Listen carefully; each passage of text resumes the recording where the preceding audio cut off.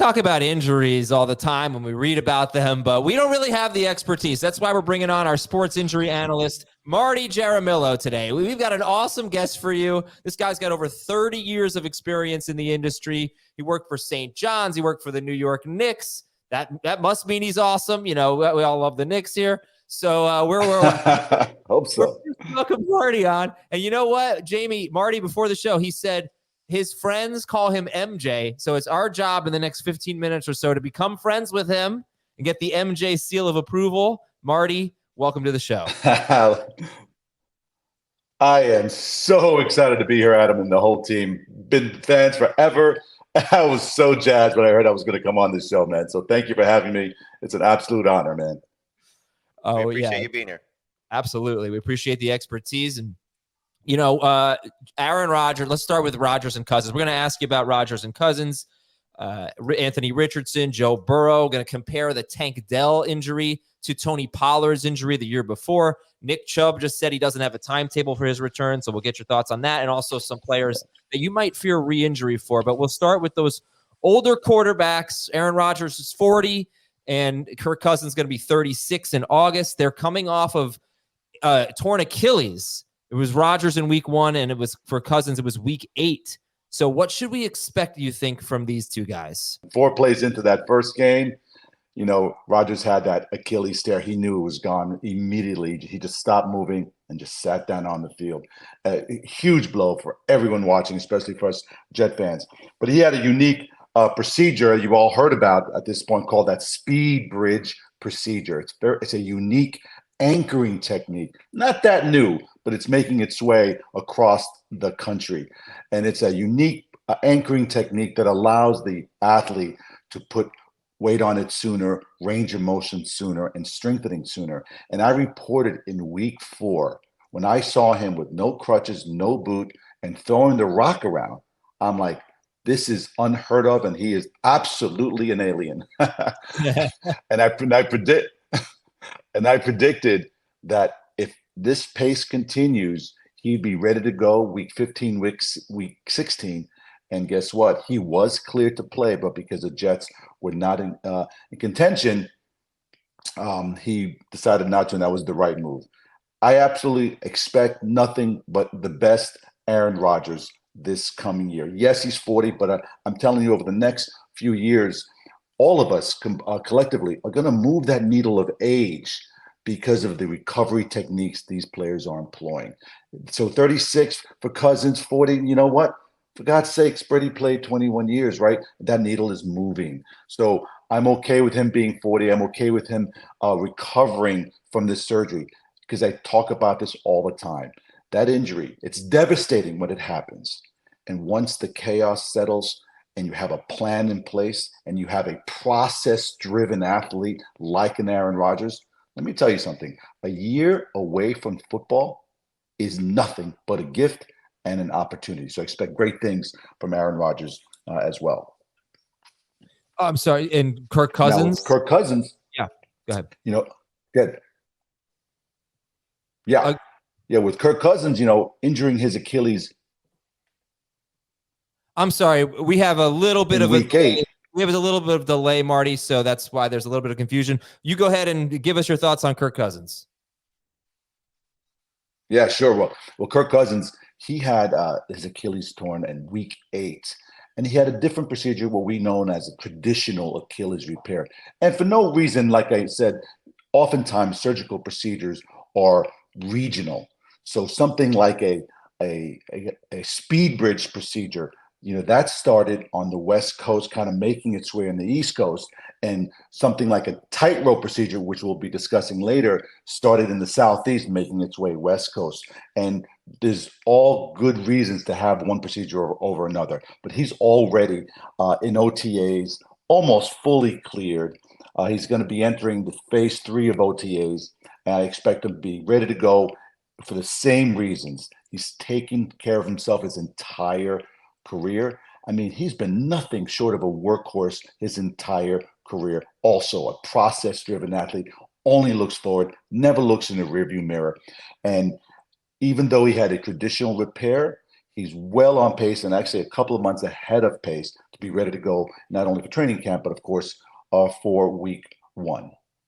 Marty, when it comes to those two guys, and I know you mentioned we're gonna shift the age conversation a little bit, Well, but for us too, right? I hope so. Well, Adam's just entering his 40s, so he's learning what that's like. But in any event, do you see any sort of change in how they'll have to play because of this injury? Because yes, it's obviously different from what the Achilles injury used to be, but they are older players, and not that they're the most mobile of quarterbacks, but will they have to sort of alter anything that they do from what you can tell from what this injury has been, especially at that position?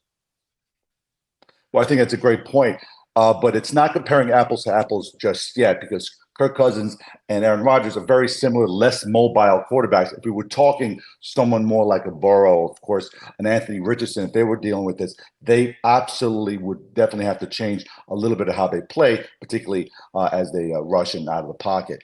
So here's what's interesting with the Achilles. In terms of giving the athlete the confidence to come back, the confidence that, okay, I'm ready to go. The Achilles tear happens as you drop back and then you push off. It's that moment in time from the drop back to the push off where the maximum amount of tension is on the Achilles. So if you think about the various different types of surfaces that they really have to challenge, this is dropping back quickly, pushing off the throw. That the constant repetition of that is really what it's going to give them the confidence. But for these two athletes, I don't expect them at all to have to change. They weren't that mobile to begin with. Well, you mentioned Anthony Richardson, Marty. With his injury, he's already back throwing a little bit. I know he's not fully back from the shoulder injury, but what are the limitations for him, and how do you anticipate his recovery going into his second year? Anthony Richardson broke pretty much every QB record in the combine the previous year. So incredible athlete. He had let's call it not an unusual injury, but an injury that normally does not result in surgery. He had an AC separation where the collarbone that attaches to the shoulder blade actually separates. Typically, that actually rarely requires surgery, but it's a pain management issue. So as that bone separates from the corner of the shoulder, that constant shifting causes a lot of pain. So in his case, the pain essentially caused him to lose power in his throw, and it had to be repaired. Now, that particular procedure, what they do, they actually just pin it down. They just pull that bone down and reattach it back to the shoulder blade, the acromion of the shoulder blade. That's the AC acromion. Clavicular acromion is the shoulder blade, and the clavicle is the collarbone. Now, it's strictly time to repair and let those tissues mend. But now, as he starts to throw, and he's cleared to throw, that repaired tissue has to stretch and twist and mature and get a little bit more flexible. So his issue, he'll be fully cleared to play, but his issue is there's a constant on and off inflammation that happens. He challenges himself, he throws a couple of days of pain management. Another week goes by, a couple of days more of pain management, and those windows get shorter and shorter as we approach the season. Now, he is an absolute beast out of the pocket, and don't forget, he also had a concussion early in that season. So longevity is an issue. Fragility is an issue. I was happy to hear that he was boasting about his 5 pounds of muscle that he put on. For a guy that lean, 5 pounds of muscle is actually a lot. And we hope to see more of that to be able to take the rigors and the intensity of the impacts that he will take. I also don't expect him to change how he plays. You just can't contain an athlete like that. You can teach him how to be more careful with his body, particularly running out of bounds, sliding to avoid a hit, and not trying to always take that extra hit. But I expect big things for him. But the Colts are actually really being on the cautious side, and rightly so. They've invested a lot of time and resources behind them. I expect them to continue to just take their time. But the good thing is, a traditional AC separation with this injury never affects shoulder stability. So zero issue here in terms of long-term recovery for his shoulder and his throwing power. It just takes a little time to kind of loosen up those tissues that were repaired. I got another quarterback I'm going to ask you about after this very quick break. We've got a lot more. All right, Marty, so let's talk about Joe Burrow, because Joe Burrow has this wrist surgery he's recovering from. And he said that he couldn't find other quarterbacks who had a similar injury, that he was talking to offensive linemen, defensive linemen, and linebackers about it. So, what are we to make of that? Do you worry about Joe Burrow going into 2024? I found that a fascinating comment, because I also heard that. He actually Googled how tough he was. No other quarterback can handle this, but I can. But he's actually quite right. It's a rare injury for a quarterback, primarily because it really occurs when you are landing, trying to brace yourself with an outstretched hand. And quarterbacks are just good at that. And with the linemen, with the constant weight and other players on top of you, that's when they have much higher history with this injury. But basically, it's a ligament tear of the scaphoid lunate ligament. It basically connects those two bones, the scaphoid bone and the lunate bone, in the wrist here. And there's two rows of 4 bones, like little marble bones in the wrist, and each one has ligaments to each other. And any instability there can lead to premature arthritis and absolute loss of grip strength. What's interesting, when we talk about Joe Burrow, particularly in my world, we have to read a lot of tea leaves. He kind of messes with us in the media. I mean, I was one of the first to report on November 16th, as he was coming off the plane. He had a brace as he's coming off the plane. Unreported wrist and hand injury with a brace, with no information on that. And 2 weeks later, he has surgery. And the NFL had to investigate the reporting of that specific injury. He's going to do quite well, but they absolutely have to take it slow here. Why? When you have surgery in a small area, particularly in the wrist, these bones are like I said, marble size. Those in a small concentrated area, those ligaments are absolutely prone to constant inflammation, constant pain, and based on the rigors of not only throwing constantly, but also potentially landing. He has not been cleared for contact yet. And that's when the big question marks happen. The first few falls on turf, bracing yourself, all these little things, and managing it throughout the year. This takes a full year to recover in terms of constant pain and swelling, a lot of on and off days of inflammation. He'll be ready to play. I have no concerns there. Talk about a process-driven athlete. He doesn't even know what a rearview mirror is. He only moves forward, and keeping him back is next to impossible. But they'll be listening to his body, and he'll be hopefully very honest with his medical staff and treat that almost daily throughout the season.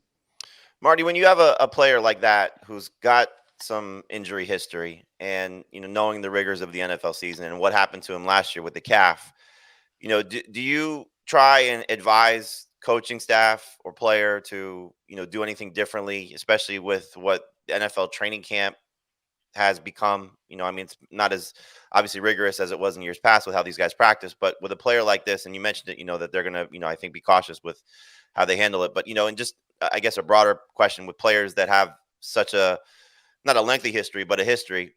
Do you sort of say, okay, we got to be more cautious with how we do X, Y, and Z with him in practice, and certainly when it comes to contact and stuff like that? Yeah, that's a great point. I think the concept of load management, we've talked so much in the NBA, is really entering our the way we think of these OTAs, particularly for our franchise athletes. Quarterbacks, they're just going to be throwing less in the offseason. Why? Why shoot all those bullets when you need them all for the season? When you have any kind of history with these decelerated muscles, hamstrings, calves, all right, that's showing you that these athletes are prone to these deceleration type, endurance type injuries. Hamstrings, calves almost occur the same exact way. That drop back to push off. We remember so many. Justin Jefferson dealt with that. Cooper Kupp dealt with that. And sometimes the issue is not that they're not fit in any way, shape, or form, but there's an imbalance within their own physiques.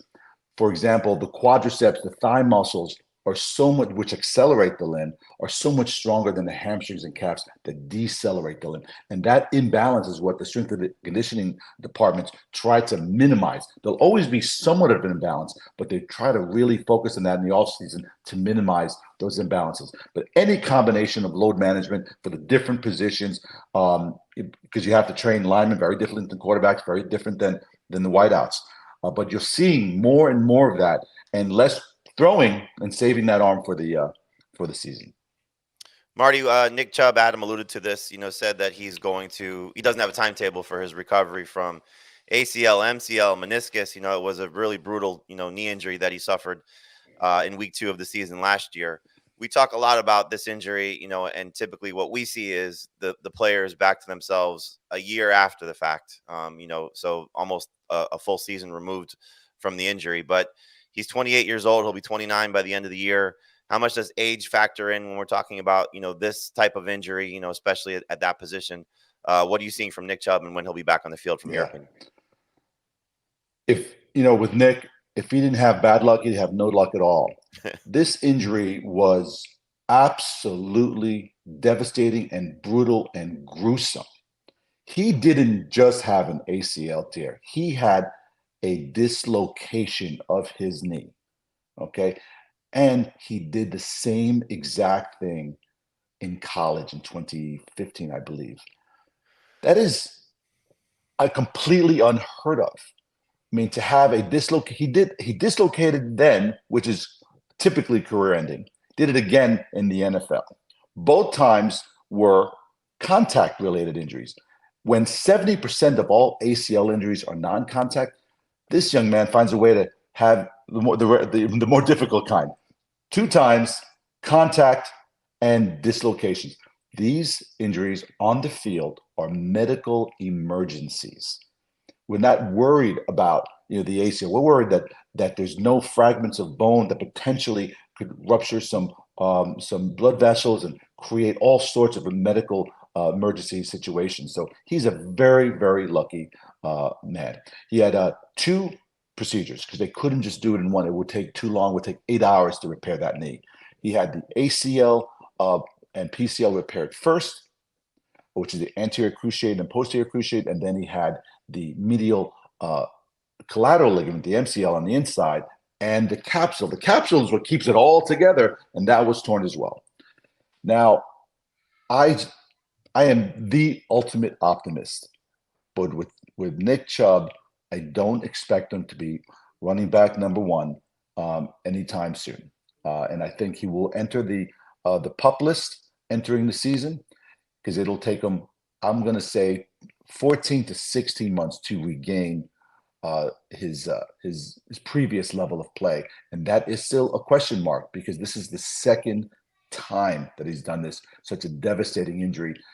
10 years from now, 15 years from now, I'm really concerned for his long-term health of that knee, despite the amazing athlete he is. He did also report that mentally he was devastated, and you can't downplay that mind-body connection, knowing exactly what he has in store for him. He had a great team behind him, and we wish him well, but it's going to be a real struggle for him and the Browns to get him going. Tank Dell coming off a tremendous rookie season, but also coming off a broken fibula in week 13, had the surgery. And I was worried about Tank Dell because of the Tony Pollard situation, where we went into, at least I went into the 2023 season thinking Pollard was fully recovered and was fine. He had a broken leg, I believe, in January in the playoff game. And then it was sort of revealed later in the season that he hadn't fully recovered, that it had taken him a while, that, he was still getting his way back into playing shape, I guess. Can you talk about the difference between Dell and Pollard, as I think it seems like you are, more optimistic about a faster recovery for Tank Dell? Is that right? Absolutely, man. Fantasy managers, did we love Tank Dell? My God, he's such an amazing athlete. But he did sustain last year a fracture of the fibula bone. A little show and tell for folks who are watching us. This is the fibula bone on the outside. Tibia bone is a larger bone. The outside bone, called the fibula bone, is a non-weight-bearing bone. But it was fractured enough that the 2 ends weren't meeting, and it needed hardware to repair that. Unlike Tony Pollard, who the reason why he just lost that first step that he was discussing and he was really struggling with, because he also had a high ankle sprain. And the high ankle sprain is the ligaments that actually go horizontally across both the tib and the fibula. They found him to have a hairline fracture of the fibula bone. Now, to repair that, so where Tank Dell had hardware to repair the fracture, traditional plate, pins to repair the fracture, non-weight bearing bone, he should have no limitations as he enters the season. Now, the tightrope procedure that Mark Andrews had, that Cooper Kupp had, that Tony Pollard had, is an amazing procedure, game-changing. They actually put very thick suture material right where the ligament was torn, because these two bones spread, and the constant spread, you lose that push-off power. You lose the ability to accelerate, and it creates a tremendous amount of pain and instability of that ankle. So the tightrope procedure, the thick suture material acts like a zip tie. They drill between the two bones, and they zip it, and it creates immediate stability, allows the ligament to heal, and even once the ligament is healed, the suture material acts like a secondary ligament, adding to more stability, which is tremendous. And then in his case, in Tony Pollard's case, bringing the two bones together also allowed the two ends of the fracture to heal. So one procedure to deal with two separate injuries. It's fantastic. Same thing with Mark Andrews, had the same exact procedure, and he came back within, I believe it was 5 weeks for the playoffs. So it's a tremendous procedure. Cooper Kupp had it as well at the end of 2022, and you're seeing a lot of the tightrope procedure, which started at the University of Alabama, and now it's making its way towards the West Coast, and at Curl and Joe facility with Dr. Neil Elatrash, who's also a team physician of the Rams. Marty, it's interesting. Adam has decided that after he said this before you came on the air, but I'm sure he probably is sticking with it, that he would like to volunteer for these surgeries that these players are going through, just to see what it's like, so we can have a better understanding of what he's talking about. So even though nothing's wrong with him, he's going to volunteer his services. So if you can just when we're off the air, send him an email with all the list of all these doctors that do these special surgeries, and he's going to actually go take some time off and 1,000%.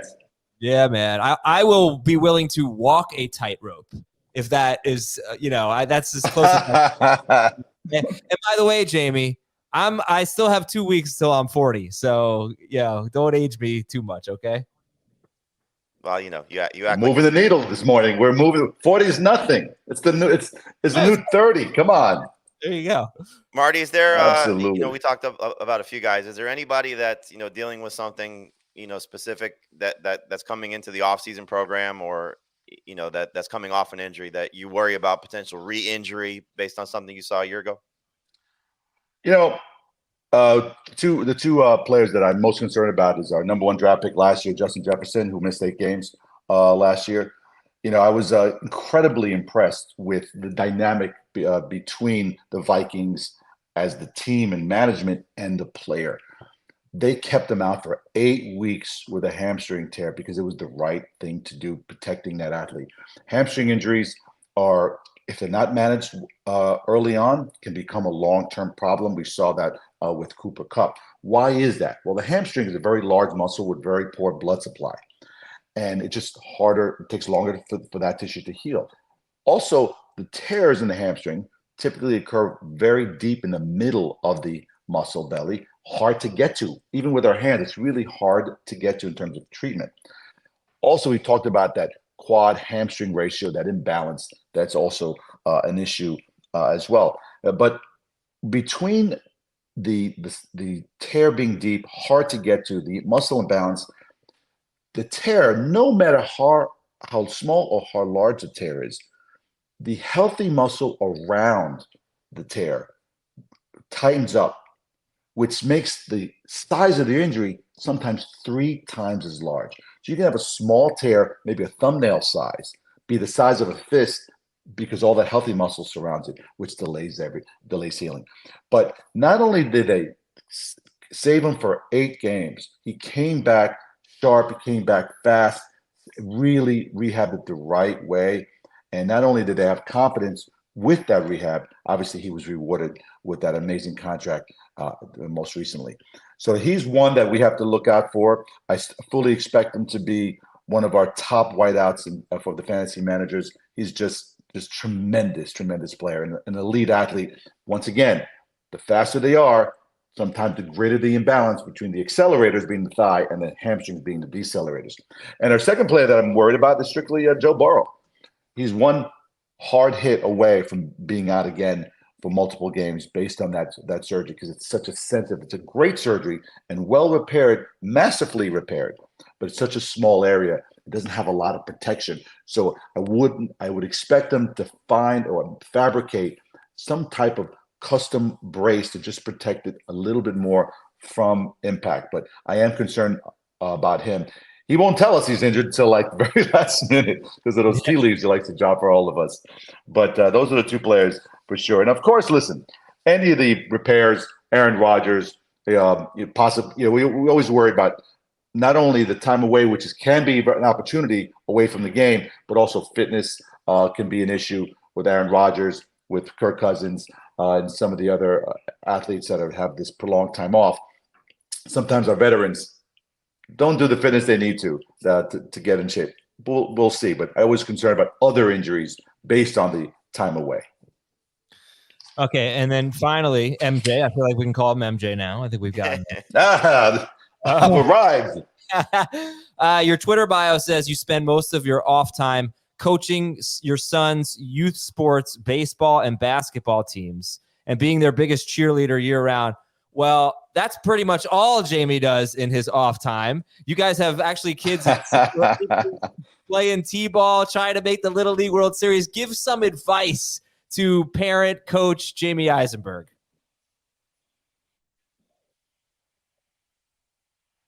Jamey, I'm sure we feel the pain together. I got a 12U in district baseball for Westport. We made so go 12U Westport. On our way, hopefully, to the Little League World Series. We made it 10 years ago, and we've been trying to claw back every year.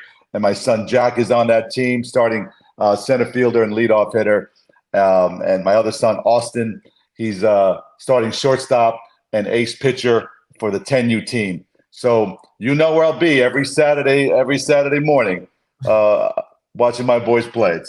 It is a lot, but it's an absolute honor. That's so great to hear. Good luck. I hope you make it. Hope we see you on TV and representing Westport. That'd be awesome. Absolutely. And Marty, it was really a pleasure having you on. Follow him on Twitter at MJ Sports PT. Marty Jaramillo, have a great one. Thanks for coming on, man. Guys, such an honor to be here, man. Be well. Looking forward to seeing you guys soon. Thanks, Marty. All right, we're going to take a break. When we come back, we'll look at our news and notes and read some emails at fantasyfootball@cbsi.com. There's some new players in town, and they brought the plague. You got my attention. You don't want that. Welcome to Kingstown. Mayor of Kingstown. New season now streaming exclusively on Paramount Plus. Jamey, since it is off season, we've been talking a lot about movies and TV shows and stuff like that. I watched a movie yesterday I've never seen. I only watched about half of it. And I will say before this, I had never seen a single second. By the way, where's this coming from? Just saw the Paramount Plus with Mayor of Kingstown promo with Jeremy Renner. I've never seen a single second of a Mission Impossible movie. Okay. But last night I watched Rogue Nation. Okay. Wow, it is good, really good. I'm very excited to finish it. I'm about halfway through. You've never seen any of them? Never. Because I just never really looked at Tom Cruise as like an action star. He's not Daniel Craig, but I gotta give him a chance. This movie is really good. You never looked at him as an action star? What? No, not really.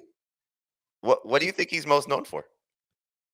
Jerry Maguire for like basically the worst movie of the 80s, Top Gun, which is really like not really an action flick.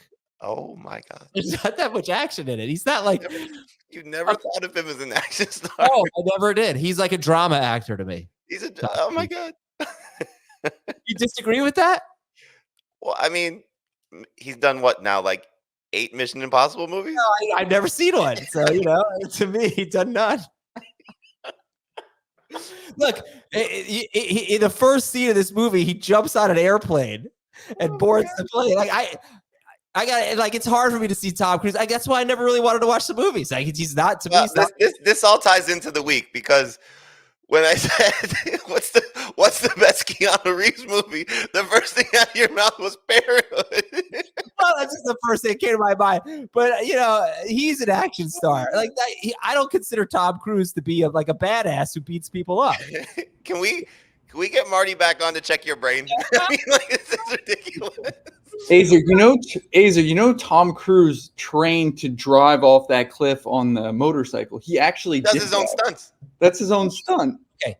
He's not like a tough guy. Right? He's not Jack Reacher. I don't remember. I think I did. He's not a tough guy. He's not a tough guy, Tom Cruise. He's like a little guy. I know him.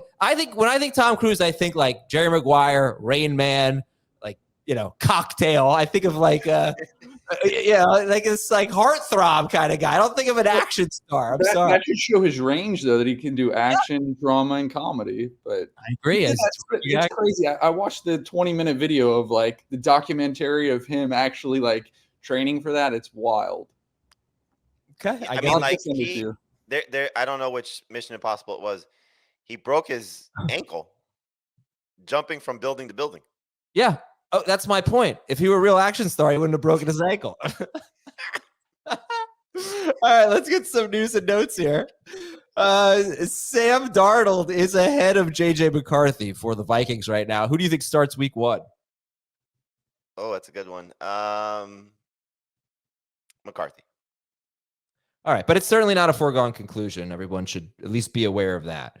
Yeah, I think there's 2 guys at least that come to mind in super flex leagues, 2 quarterback leagues that you should be taking with the end of your draft.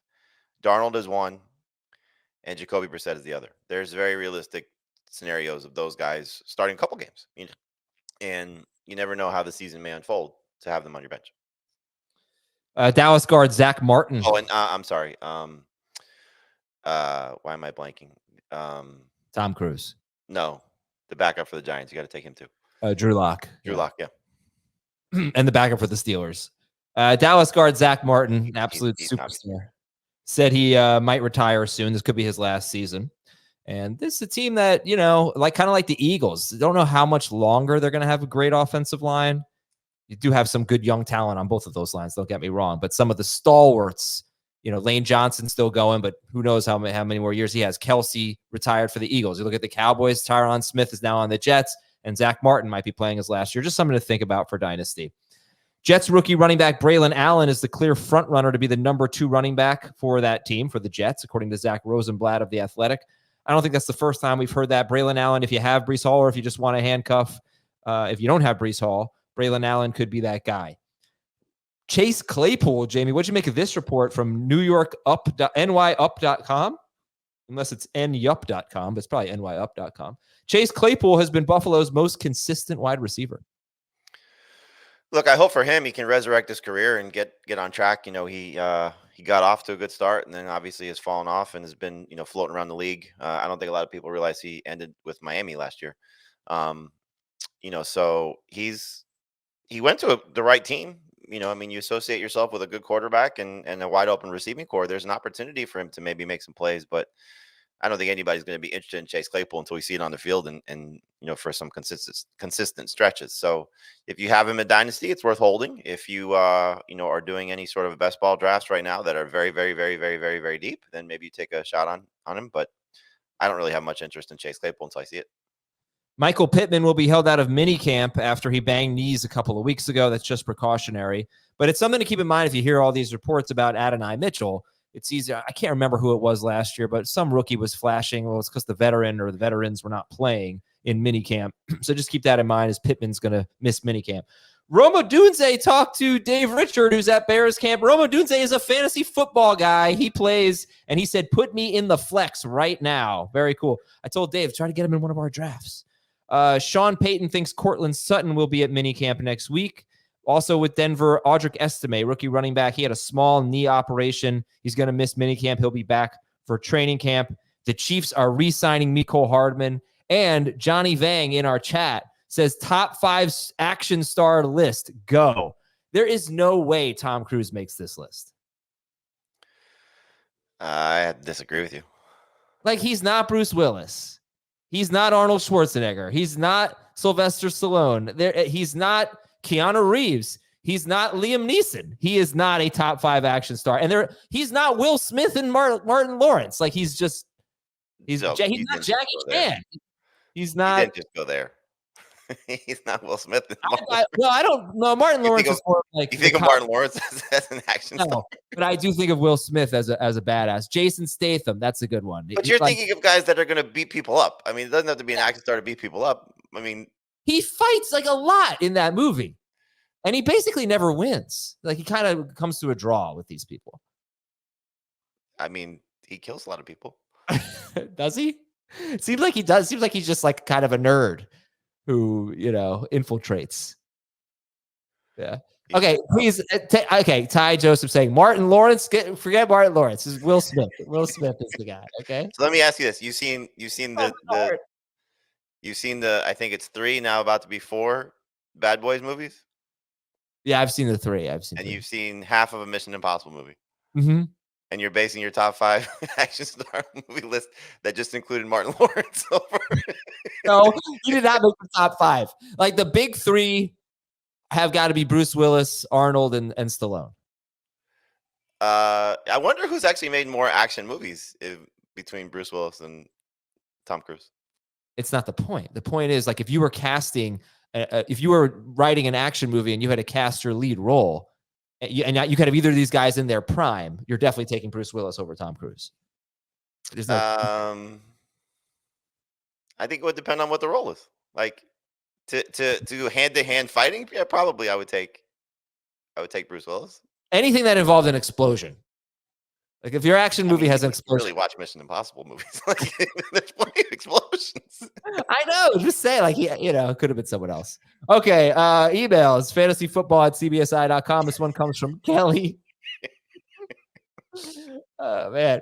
Kelly says, I saw this tweet and found it interesting for both Cooper Kupp and Puka Nacua. I'm thinking Kupp is either undervalued or Puka is overvalued, but I'm not sure which is the correct one. What are your thoughts?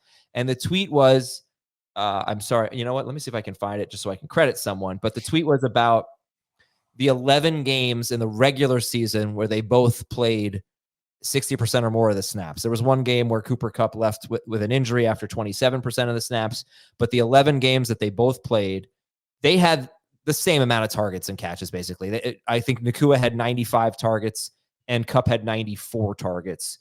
So Kelly is saying, looking at that tweet and saying, well, maybe they should be closer to each other. One's, Kupp might be underrated, Nacua might be overrated. What is your take on that? I've definitely moved them closer to each other. It's more about moving Kupp up as opposed to Puka down. And we did our draft for our magazine yesterday. It's unfortunate that Dan Schneier's not here for this show or this particular conversation. I guess it is fortunate that he's not here, but not unfortunate that he's not here for this part of the conversation. Love you, Dan.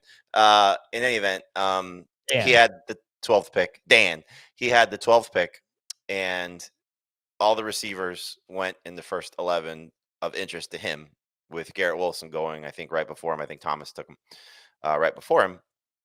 And Dan was really lamenting that spot. And so he ended up with Jonathan Taylor and Puka Nacua. And he said, I'm not a Puka guy, And so I was a little surprised that he didn't just decide to maybe pass on Puka and take Marvin Harrison if he feels that way.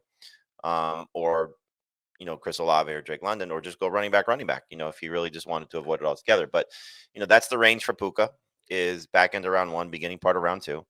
And then you just sort of have to go with, how you approach Cooper Kupp. And I know Dan is a Cooper Kupp guy. And, do you really want to take the chance on both of them? If you do that, I would probably avoid it. But in any event, Puka is a top 15 overall pick for me, and Kupp is a top 30 overall pick as well.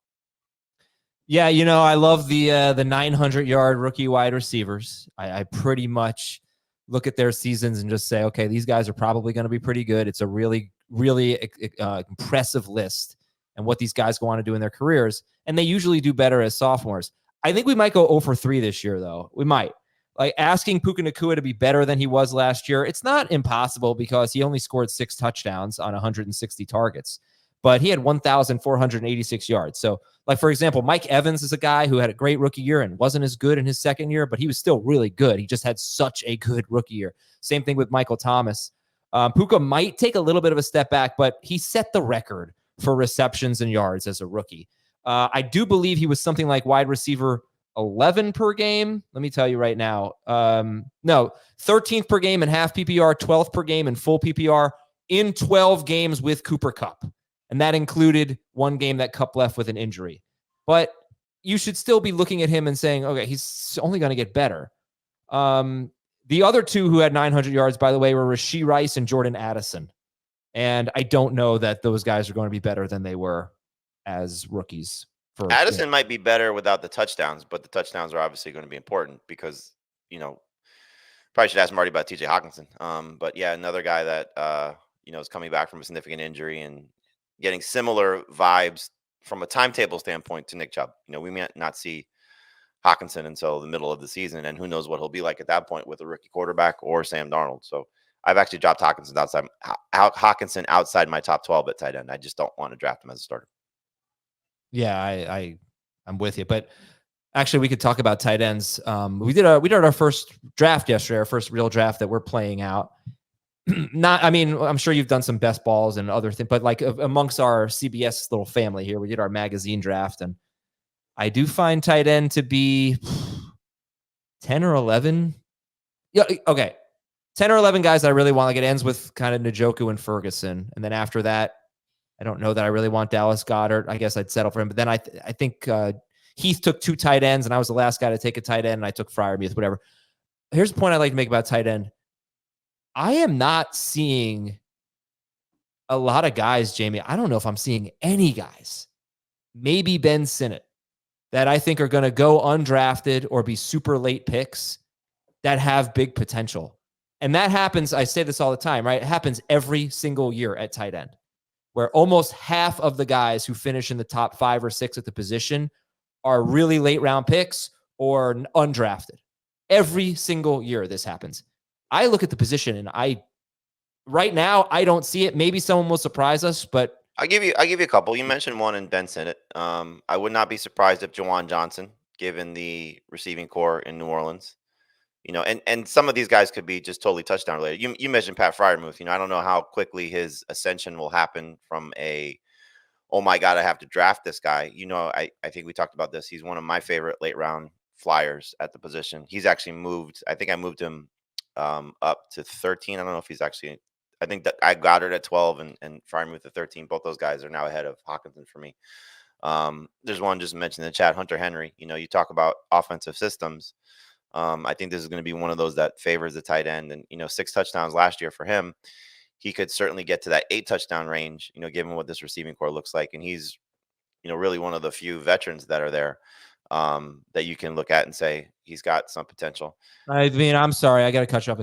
There's potential for Hunter Henry to be a streamer, but in my opinion, at this point in his career, there is no chance Hunter Henry is going to be an impact tight end, like finishing in the top 5. I just can't see it. Oh, you're saying top 5? No, I like one of those guys that, oh wow, Dalton Schultz a couple years ago, or I mean, who would it have been last year that was like a late pick? That Njoku. Yeah, Njoku. Let me see. Anyone else I'm missing here? Who were the top 6? Oh, Laporta. I mean, Laporta was number 1, right? Oh, okay. Evan Ingram, I think, was probably a pretty late pick. We were drafting. He's coming off a good season in Jacksonville, so he was being drafted as a late round guy. All right, so Laporta was number 1, and Njoku was 5, and Cole Kmet was tight end 7 for what it's worth. This is non-PPR for whatever reason. I'm looking at that. But, I can't see Henry really having that kind of an impact. It just seems like a really good top 12 type of tight end season right now on paper, but I don't love the depth. I don't know if you feel that way too. Could be an injury replacement type of guy. Yeah, could be. All right. Anyway, someone always surprises us. That's the point. Okay, let's go to our next email. It's from Bill in America's high five state. Oh, McBride was another one. From Thank you. Yep, exactly. Bill in America's high five state. I don't know where that is. I'll try to Google it. He wants to talk about Isaac Guerendo of the Niners. He said he may be getting slept on. This dude's combine was sick. We all know the injury history of the 49ers. Guerendo has a history of being an exceptional wide receiver and running back. I'm trying to scoop him up at the end of all my best ball drafts. What say you guys about Guerendo? I mean, look, I think you got not a wide open backup position to San Francisco, because I do think that Elijah Mitchell will have the first opportunity to be that guy should something happen to McCaffrey. And you took McCaffrey first overall in the magazine draft you referenced. You also took Mitchell. I do think Guerendo is somebody that you want to keep an eye on, but will it take 2 injuries for him to get on the field? Now, long term, he may end up being the guy in San Francisco, or the backup guy in San Francisco. Who knows how much of this was a special teams type of addition, to get somebody that can help in the return game, because he does have the ability to be explosive. But they brought in Patrick Taylor for what that's worth, a guy that was in Green Bay's backfield. So coming from a similar type of system, a guy that was with, Shanahan and Matt LaFleur. So how much of that factors into it? So I don't think we'll see much from Guerendo this season unless there's a bunch of injuries. I also totally agree with the emailer that it's not a bad late round dart throw just to see, because who knows what happens in camp. McCaffrey gets a little banged up, and then they decide to go with whoever they think is best. And then Mitchell last year showed us he was hurt as well. So it wouldn't be a huge shock, but we'll see how it goes.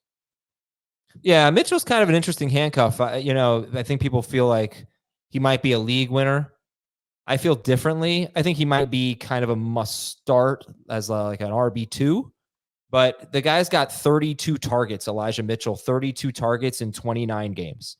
So even though they throw a lot to their running back, when it's Christian McCaffrey, they don't ever throw to him. So he basically has to score to give you double-digit fantasy points most weeks. I mean, don't get me wrong. If he were available on waivers and Christian McCaffrey got injured, he'd be my number one claim. I'd probably spend a decent amount of fab on him, but I don't think he's like I don't not even a know. 1-to-1. It's not a 1-to-1. It's not that, but it's like a Gus Edwards last year. Yeah, I mean, you're hoping for the San Francisco running back to be what most normal running backs are, not what Christian McCaffrey is. Oh yeah. But I'm just saying there's no passing game role. Whereas Guerendo might be able to be more versatile if he were to get that job. Right. We could see more of a committee if there is something happening to McCaffrey. If something happens to McCaffrey. All right. Jazz says, "What's up, Tony, Roger, and Troy?" Oh, those are Cowboys. I was going to say, you have to ask about that one. Well, Roger, I don't know why I went to Aaron Rodgers. Yeah, no, I don't know. Went to Aaron Rodgers on that one for some reason. I have a question. 14-team full PPR redraft. I have picks 101 and 113. We allow draft pick trading because trading is fun. Is it crazy? Don't worry about the picks he has. Here's the question. Is it crazy to take Breece Hall over Christian McCaffrey? I'm nervous about McCaffrey with all the touches from last year. I mean, there's certainly reason to be concerned, and, I hope not, but we'll find out if the number 1 overall pick is not cursed based on what we've seen the last couple of years. Yeah.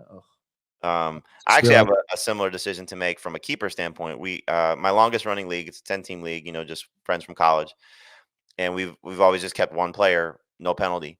And so I have McCaffrey and Breece Hall. And so do I want to take McCaffrey and keep him, or take Breece Hall and maybe have him for the next 3 or 4 years playing at this level? So I'm torn, very torn. I'm never going to get the chance to take both, clearly.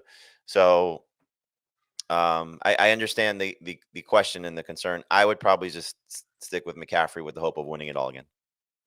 This is from Anthony. 2-keeper league, 1 quarterback, 4 point per passing touchdown. I'm sorry, he's not keeping him. Drafting McCaffrey, excuse me. Yeah, exactly. All right. It's a 1 QB league, 4 point per passing touchdown. Here's the keeper question. Kyren Williams in the... Oh, he gets to keep 2 of these. Nope, he gets to keep 1 of these. Sorry. Kyren Williams in the 7th round. Nico Collins in the 9th round. Kyler Murray in the 10th round. 1 QB? Yeah. Not keeping Kyler. Right, but you have to pick 1. Kyren in the 7th or Nico in the 9th. Oh, I thought you had to take 2 of those. I would take Nico in the 9th. It is a 2-keeper league, but apparently he has his first. And so he has a question on a 2nd keeper. All right, Nico in the 9th for you. From Scott, 10-team Superflex PPR Startup Dynasty. He traded this. I don't really get if a startup dynasty, like, did they do the draft already? I don't know. He traded Jordan Love and 102. It's the second overall pick for Patrick Mahomes. What do you think about that trade? I like it. You're giving up, depending on what your quarterback situation is, the chance to get Caleb Williams or Jaden Daniels or obviously Marvin Harrison.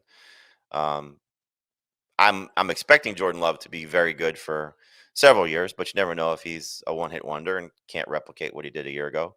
Mahomes is the best quarterback in football, and should have another opportunity to get back to being the best quarterback in fantasy. So if you want to get him, that's the type of cost you have to pay, price you have to pay. Thank you, Jamey. And thank you to Marty Jaramillo. Again, you can follow him at MJ Sports PT. And he was terrific today. If there any takeaways from me, it was Nick Chubb. Maybe he really shouldn't be a top 100 pick. Yeah. And Burrow, too. I think you got to be a little bit cautious, which is why I did draft. I'm sorry if I'm revealing everything about the magazine draft. No, it's okay.